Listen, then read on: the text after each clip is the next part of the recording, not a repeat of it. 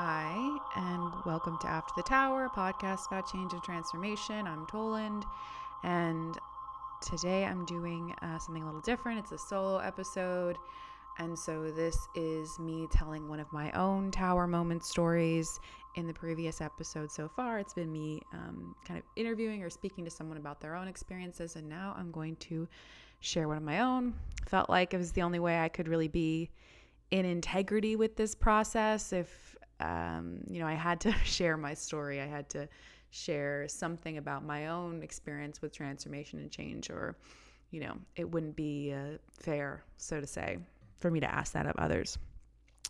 And so the story I want to tell is a story about my journey to finding kind of a new home. I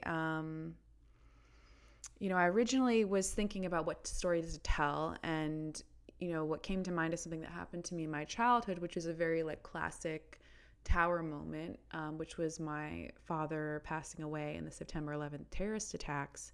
But as I started to kind of think about that story and how I would articulate it, it just didn't feel generative. I was a child at that time. I was in control of so little, and I don't know. I just felt like telling that story kind of brought me back to that place in a way that didn't feel helpful. And my intention with this podcast is about sharing stories and experiences of change and transformation to be, useful to others in their own journeys and experiences with that.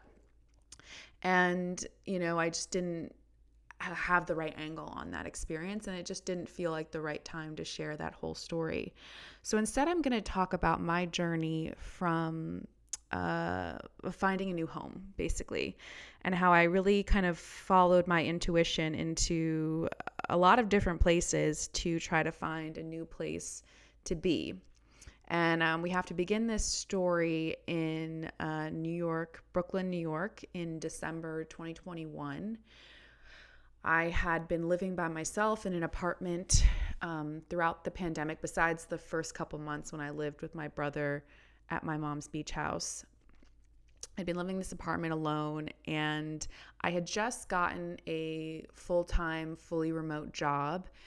And I was just sitting with this feeling that, I didn't want to be in New York anymore. A lot of my community and friends had kind of moved to other places or got married, or things had changed, and I just didn't have much of a community. I felt lonely, and I felt like I just wasn't suited to New York anymore, and I really wanted to change, but I didn't actually know what I wanted. And I kind of got this, intuitive pull to just leave and then stay at my mom's house in between going to visit all these other places and hopefully finding that new home. And I was able to end my lease early in January 2022 because I had negotiated a lower rent in the pandemic. So they were really happy to get rid of me because it was getting to the point where rents were coming back to normal prices. And so I did that, and I was so excited about that. I was like, okay, finally I'm going on an adventure. Finally I'm doing something, and I have this remote job, so I'll have that stability throughout, and I can just kind of experiment and experience and see what comes, my way. And, I went to a lot of different places. I went to Denver, Northern California. I went to Austin, and none of those places really struck me, and I could just feel intuitively that I wasn't going to know yet. But my kind of intention and my mind was saying I should figure it out, because my plan was I would figure it out in the spring, and then in the summer I had 2 weddings in Europe, one in Germany in May and one in Ireland in September, and I didn't have a ton of time off with my job, and so I thought I could just live and work remotely in Europe and then just take off for the actual days of the wedding and wouldn't have to include the travel portions of it. And so I was excited about that plan, and I was like, wow, I'm going on a big adventure. I'm really looking forward to it. And obviously it was such a blessing, and there were so many wonderful aspects of that trip, but it also, throughout that experience, it was number one, lonely, and number two, certain experiences that I had during that time really brought up some past stuff that I hadn't dealt with, and some some things I needed to work on that I was afraid to work on. And it really made me feel more lost in a lot of ways and like almost disillusioned with myself, because I thought I was really like going to have some transformative experience or get some clarity through this time period. And I still didn't know. And I was frustrated that I didn't know still. And I was just like knowing that I needed some stuff I needed to work on, and I kind of didn't want to. And so I came back from Europe in September, and I was like totally desperate for something, anything as a lifeline for myself in this process. Because and I could have gone back to New York, but I knew I couldn't go back to New York. I just had to trust my intuition that there was something else out there for me, even though I didn't really know what it was. And so then I ended up going to upstate New York for a couple months. And that on paper seemed like a great situation for me. You know, it's a slower pace of life, which is what I wanted, but it was like you could take the train to the city, so you still had access to some of those city amenities that I was used to.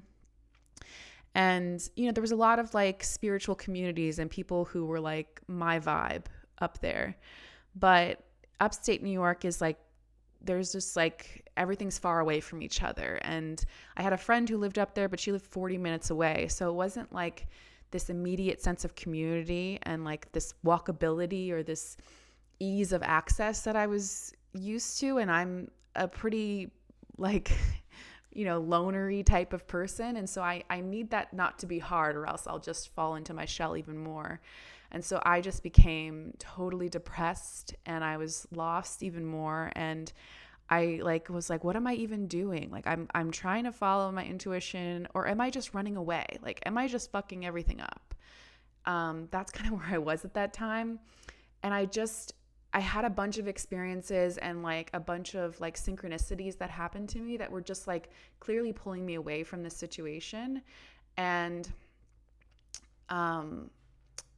you know, I had this instinct to go to Mexico. And again, that was like a series of synchronicities that happened. And I was also experimenting with astrocartography at the time, again, desperate for a new place. And the city of Merida in the Yucatan Peninsula was on my Venus line in astrocartography. And I think the one piece of context I want to add to this is, you know, this time coincides for those who do astrology, for when the nodes were in Taurus and Scorpio. And so the nodes are where we have our eclipses. And this journey really began for me in, I think, so like before I went to Europe, there was a lunar eclipse in Scorpio. And I remember like sitting outside and watching it, you know, as the moon turns red, and feeling this sense of like transformation. And my north node, my Taurus is in my 10th house, and Scorpio's in my 4th. And so, and they are, you know, square my nodes of my north node in Aquarius and my south node in Leo.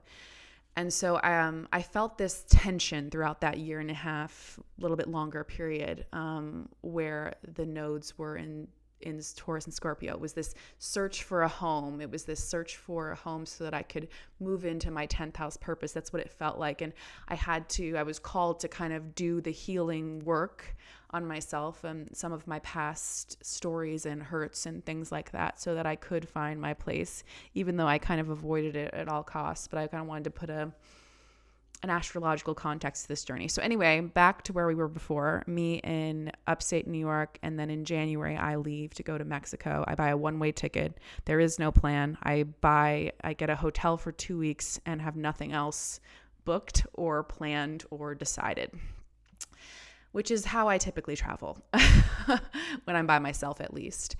And I get there and I'm like, what the hell am I doing? Like, I'm alone again. I'm just like wandering around without a plan. I feel like I'm not where I thought I would be. I thought that I would be more living in my purpose. I had this business I wanted to start, and I was too afraid to even really do it. I experimented with it in 2021 and then like kind of did nothing since. And I was just really unsure of everything, but at the same time, being in Mexico was really revitalizing for me in a lot of ways. I mean, the energy of the land is really beautiful there, and I just, the sunshine alone, but I definitely felt good in a lot of ways there and better than I had before. And also I was full of this doubt and unsureness and confusion. And at the same time, I had come across something on social media. A friend of mine who I met in 2019 at a yoga teacher training, she and her sister were leading a group of people to go on an ayahuasca retreat in Peru.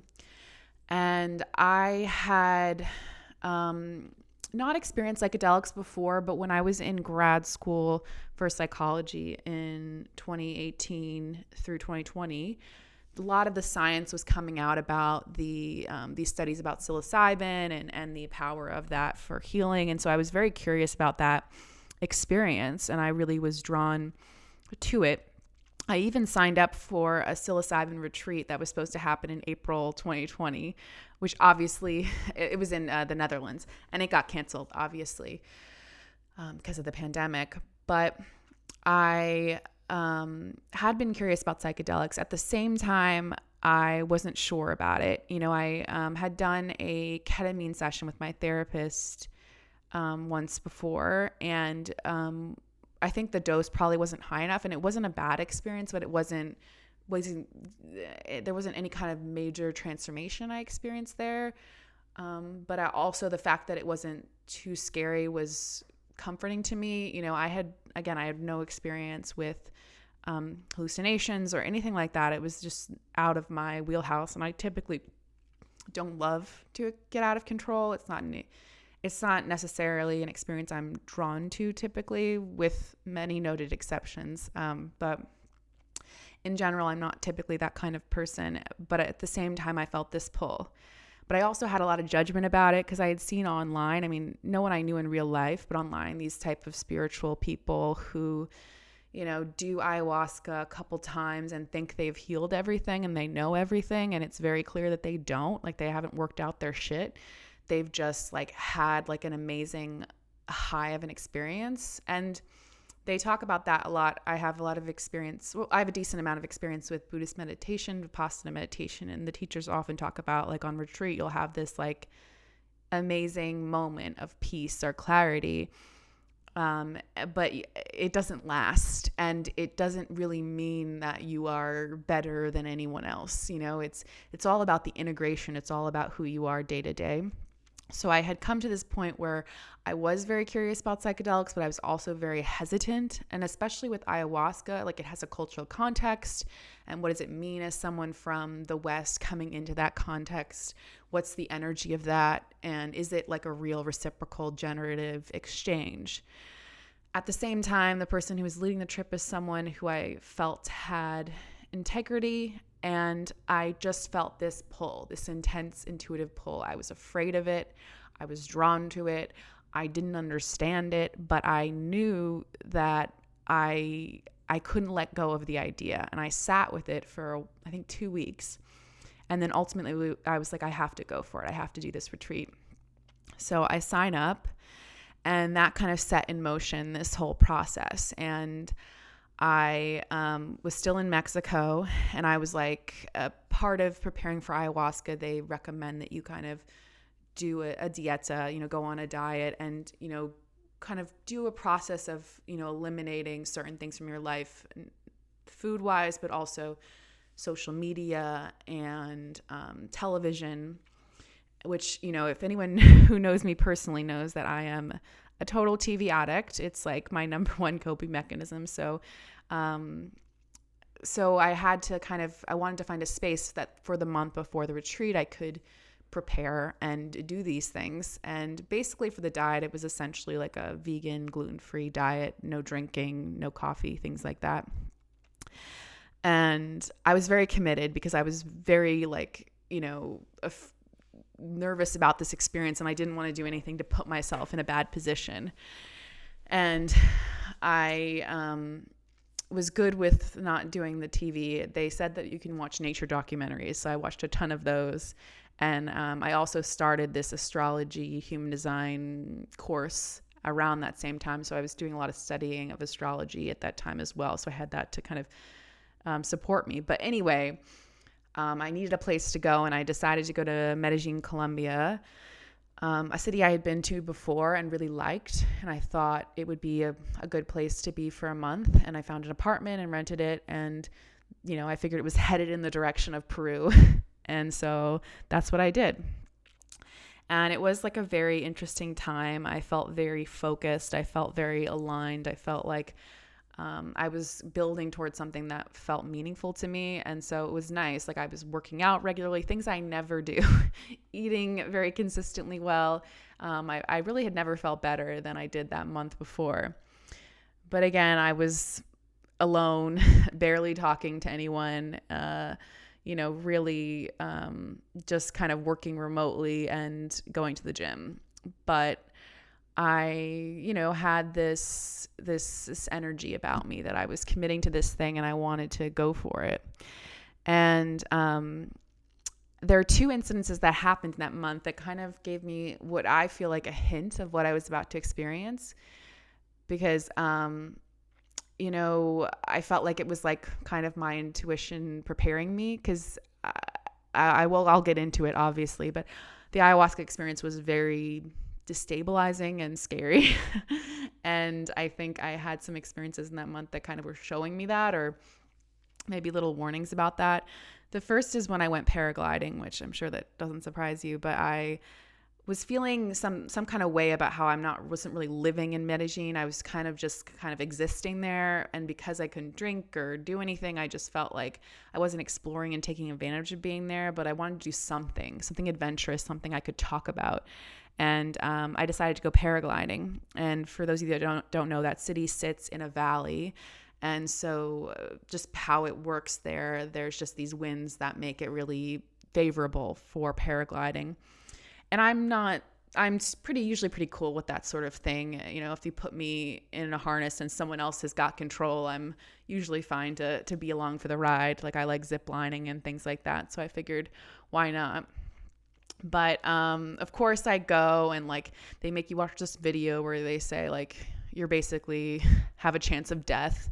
And you get there, you get strapped into the harness, the driver is like right behind you, and then he's just telling me you have to like basically run off this cliff, run as fast as you can, and then the wind will pick us up. And you try to follow the instructions, but your instincts get a hold of you, and you end up slowing down towards the cliff edge and then wait for the wind to kind of pick you up. But what had happened is that the wind changed as soon as we kind of got up in the air, and so we ended up lower down the valley, and we couldn't get back up to where the landing was, up on the valley. And so we ended up, what was supposed to be a 15-minute flight, ended up being about an hour. And once we realized we were going to have trouble getting back up, I guess the way to like catch the wind or whatever, he made us go in circles around and around and around for a long time. And I don't know if you would have guessed, but that makes you extremely, extremely nauseous. I threw up several times out of that thing, and he would take my head and just turn me to the side every time I threw up so that the throw up wouldn't land in our faces. It was totally like terrifying, but I was not afraid of falling and dying. Honestly, I was afraid of being stuck there forever. That was the fear. And eventually the wind changes and we get to the ground, and I get back and like I'm lying in my bed and I'm still spinning in my mind. I'm still spinning. I feel like sick for a long time afterwards. And I remember after that experience, I'm like, oh, is this like a preview of what ayahuasca is like? Is this like a preview? And I think it kind of was. And then the week before I go on the retreat, I stay in this cabin kind of in the countryside, just outside Medellin.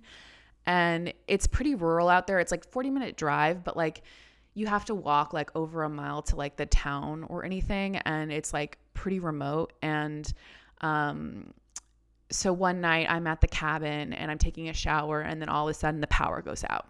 And I'm like, okay, I'm in a fucking horror movie. I'm by myself. I do not have cell service. So without the Wi-Fi, I'm fucked. I can't even contact the person that owns the cabin to get them to turn on the power, even if they could do it that night. And I'm just like in this position of like, okay, I have to surrender to this. This is what it is. Like, I obviously, like, I'm not going to walk myself in the dark to the town. I don't even know if anything's open.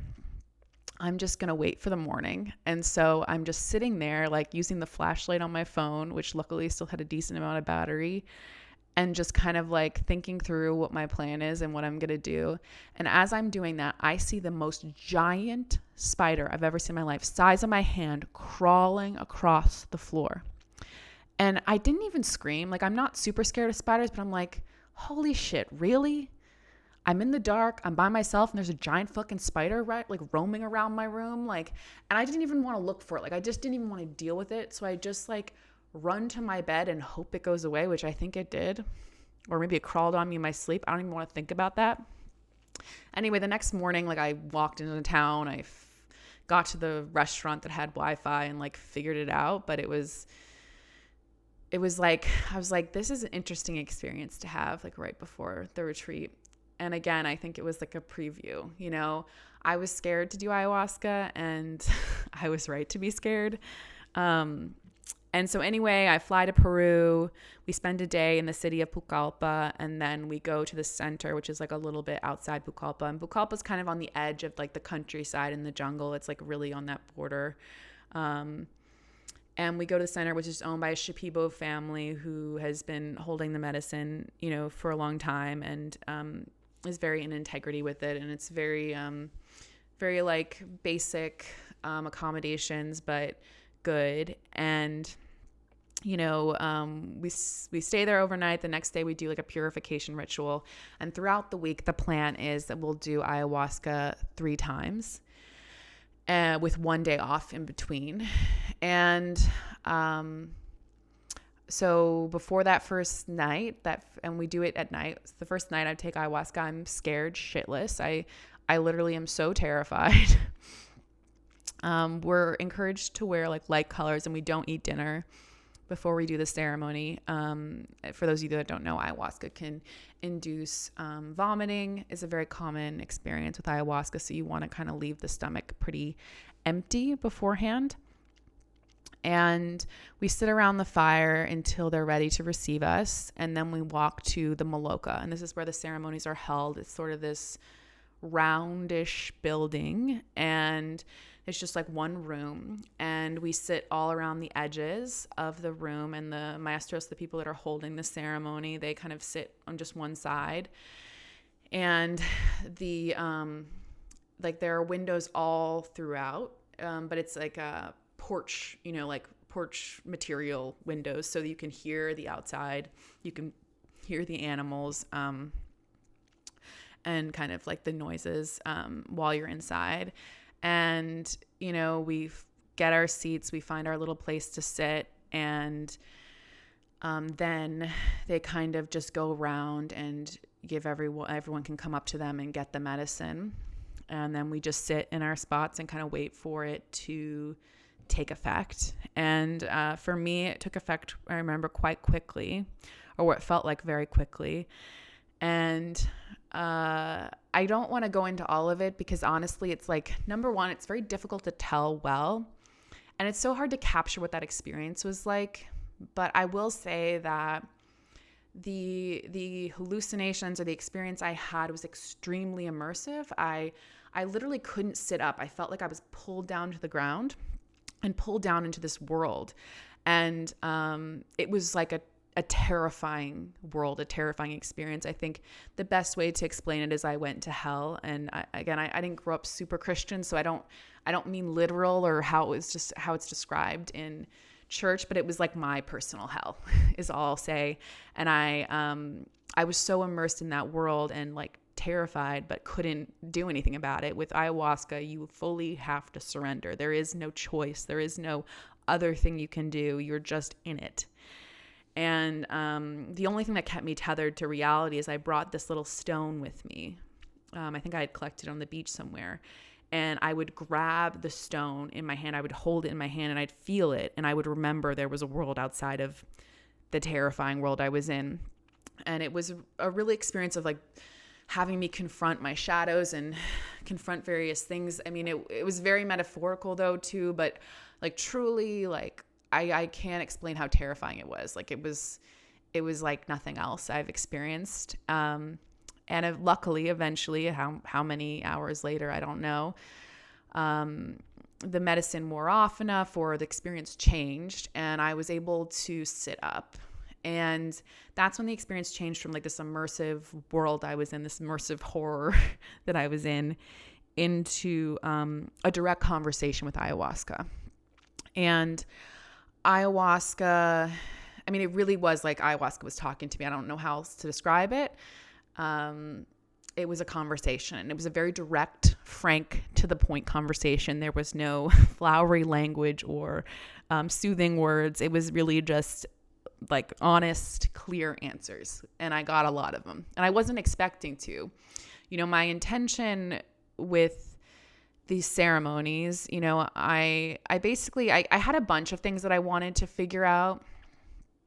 But when I was kind of boiling it all down, I was like, I want the medicine to return me back to my essence. You know, that's what I said. And I think really what I meant by that is I felt like there were a lot of ways that I was behaving inauthentically. And I didn't like that about myself. It made me feel lonely and it made me feel lost. And I wanted to feel more authentic and honest and true to myself and to just be, and just to let go of some of these past pains and past patterns and fears that I was holding on to that were holding me back from living the life I wanted to live. So anyway, so that was my intention. And then ayahuasca really comes to me and is pretty straight up and is like to me, you know, you're a lesbian. Basically, like ayahuasca's like, you're a lesbian. You're not bisexual, you're lesbian. Like that's what you are. And that one day you're going to have a partner and, you know, that's all going to work out. And, you know, I had, you know, lived as straight most of my life, but I always knew when I didn't know, and I don't know how to explain that. It's a very cognitive dissonance thing. But I think in my late 20s, I was starting to like let that in more and more. But at the same time was kind of afraid of it. And I told a couple of people in my life that I was bisexual in 2020. And I went on the dating apps looking for both men and women. And honestly, I wasn't interested in dating much at all during the pandemic. But I was opening up to that idea, but I was also kind of unsure. And ayahuasca was like, no, you're a lesbian, get over it. It's done. You know, it was like, it was like so matter of fact, so to the point. And then ayahuasca was like, I think ayahuasca said literally, you will bear no children, which is a very formal way of saying I wasn't going to have children. And that was something that, again, I never really like was someone who was like going around saying how much I wanted to be a mother.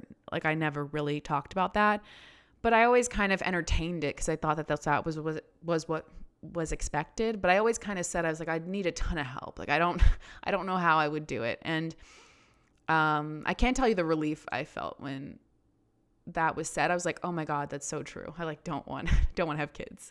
And I love all my friends who do, and it's just not the right thing for me and my path in my life. And then I had a conversation with ayahuasca about where I want to live. And so I, you know, had tried a bunch of stuff. Nothing was working out. And so my plan after the retreat, I was like thinking of trying Asheville, North Carolina. You know, I had been out west and I just didn't like it. Like on paper, I should have liked out west because I like being in nature. I like sunshine. I like more relaxed lifestyle, but I don't know. It just didn't fit for me. And, you know, the Northeast, like I hate winter. I don't want to go more north than where I've been. And I don't know. I just like, I was like, maybe South would be the right thing. And I had heard Asheville's like still a city. There's a lot of outdoor stuff. It's like somewhat, like open kind of place, like more liberal, but I don't know. It was just a guess. And so I go to ayahuasca and I'm like, yeah, I'm thinking of going to Asheville. And ayahuasca was literally like, no, Nashville. And I was like, no, Asheville. And they're like, no, Nashville. And we literally had this conversation, what felt like for a little while. The only comical moment of that ayahuasca experience. And I was like, Nashville. And I had a very close friend who I have known since I was, in elementary school, has lived there pretty much since graduating college. And so I had visited a couple times, and, I think that there was this pull to move somewhere I knew someone, I think. I think that's what ayahuasca was guiding me towards, or my own subconscious, if that's what you want to believe. And, but I really hadn't thought about it before. It hadn't occurred to me. But I just kind of took it in, and we had a bunch of other conversations. It was very like crystal clear. But by the time the ceremony had ended, and how it works is the maestros are singing these songs, these icaros, throughout the process. And they sing different songs based on how the energy changes. And they're kind of, if anyone needs any particular help, they have people to go help you. No one helped me, even though I was struggling. But from what everyone told me, I was literally just lying down. So it wasn't clear that I was struggling. I wasn't like throwing up a lot or anything like that. But anyway, when the ceremony ends, they kind of just let us know and say that the ceremony has ended. And, for me, like, although I had these clear conversations at the end of my experience, all I was really left with was the beginning. And I was so shaken by that experience. Like I really, it's hard to explain because the way I'm describing it, it doesn't sound that bad. And again, there's no way I could really articulate it in an effective way. But all that to say is like, I was really shook up by it. It brought up a lot of stuff in me that like, I just like flooded me with all this stuff that I needed to confront. And it was very scary. And I really was like I was horrified by the experience. And that was what I was left with. And I went back to the place that I was sleeping, and like, I couldn't sleep. I was like crying. I really was shook. I think there's no other way to put it. And the next day we had an integrations like kind of circle to talk about what that experience was like. And I was like, I am never doing that again. No, thank you. And I didn't want to leave necessarily, but I was like, I am never doing that again. I don't want to do that again. That was fucked up. I'm terrified out of my mind. I don't want to have that experience again. No, like I'm not going. And I was like, I can't explain how like shook up I was, and how it really like brought some stuff up for me that I just wasn't ready to face about myself. Again, nothing that I've shared because it's too personal, but I just like, I was not in a good place. And the folks who were like leading us in the retreat kind of talked to me, and, basically over time got me to consider going back in. And we both agreed, or I don't know who suggested it, but I would take like half the cup instead of the full cup instead. And just so that I can kind of still go back into the experience, but maybe not at the same level of intensity. And I felt good about that because I also didn't want to be a coward, like I signed up for this experience. I paid for it. I agreed to it, and I didn't want to just run away. And so even though I was terrified out of my mind, 2 days later, I go into the second ceremony. I was very scared, but I was also like a little bit smug because I felt like taking half the dose meant like nothing would happen, and that I would basically just sleep and watch everyone go through these like horrifying, intense experiences. Because I didn't mention this, but like the thing is, like as you're having your experience, everyone else is like, the person next to you is like throwing up a bunch. The next person next to you is like crying. Like it is a very intense experience, not like anything I've ever, had before. And so I go in the second ceremony scared, but like okay. And they were very okay with me taking half the dose and very respectful about that. And I take it and immediately I'm in. Like I'm back, like fully tripping, fully experiencing. There is no, control that I feel really.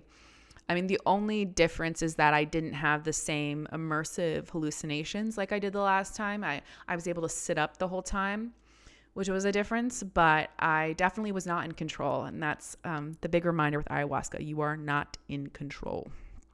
And I had an easier experience. It wasn't as terrifying.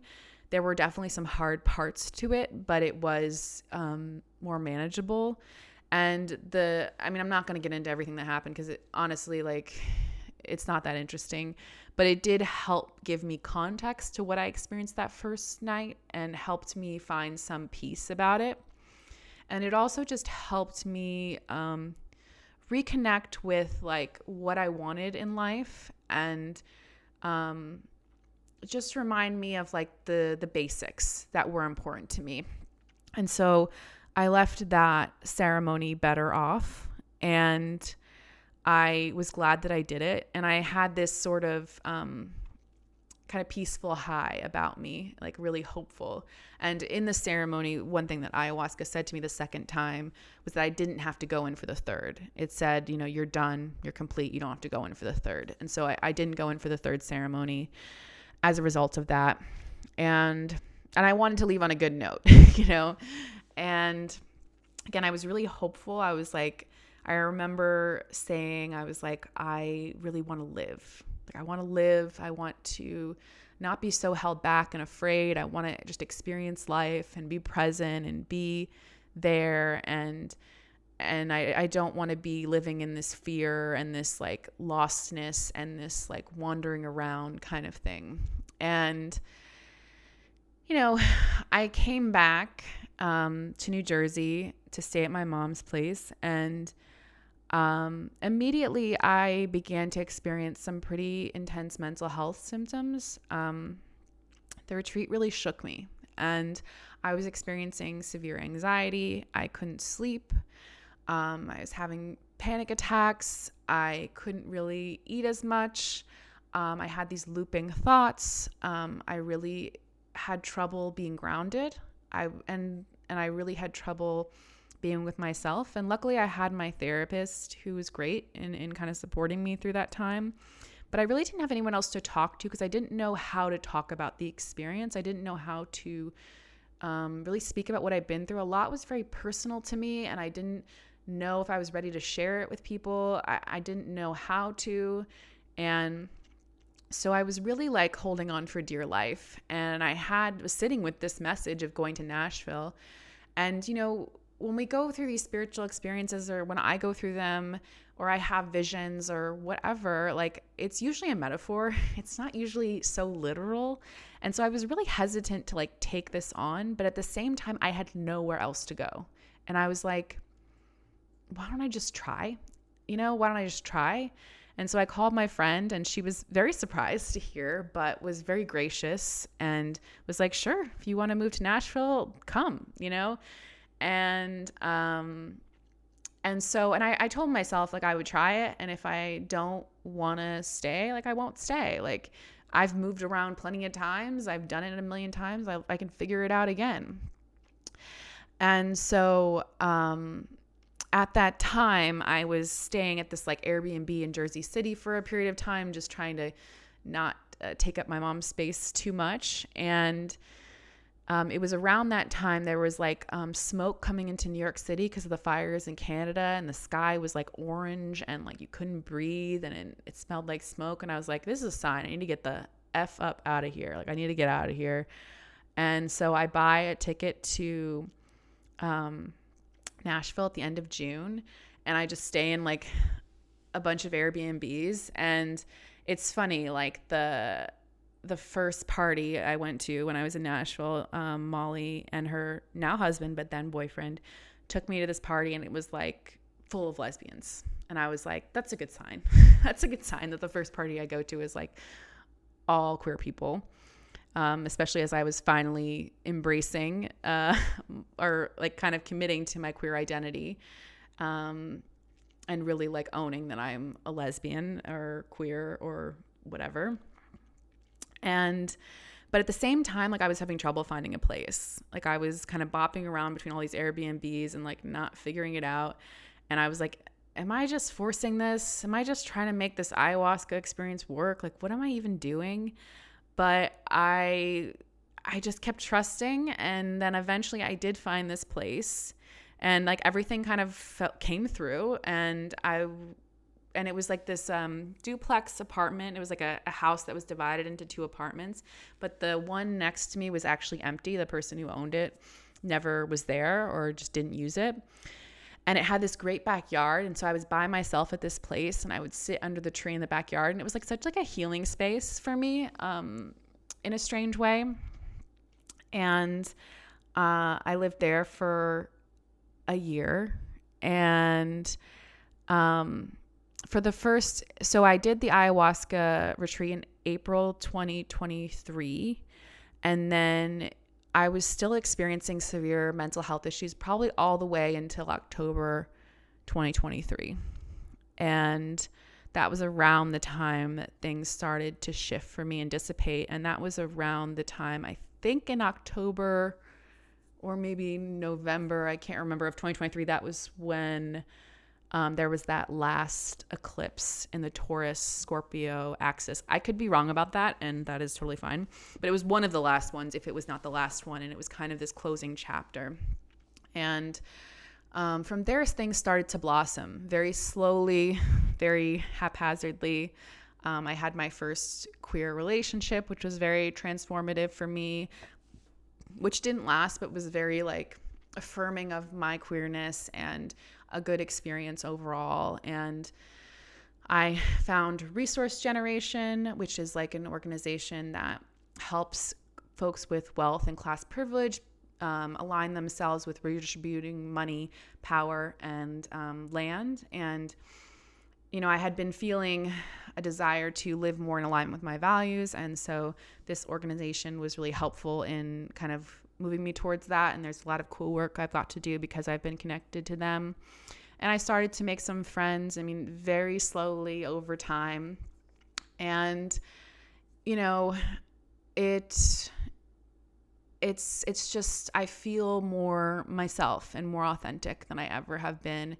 And I do feel at home. And it's funny, I was looking back at one of my journals from right after the retreat, and I had written like the things I wanted to do and bring in as a part of my integration. And I said, you know, back in April 2023, I said, you know, I want to have an apartment with a balcony and a cat.